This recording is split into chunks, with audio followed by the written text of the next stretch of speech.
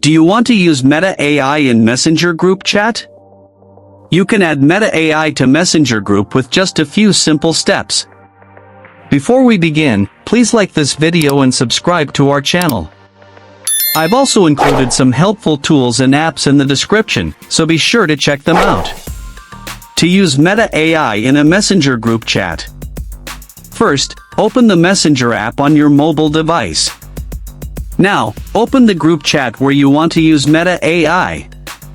Inside the group chat screen, type the @ symbol in the message typing screen. A pop-up menu will appear with different options.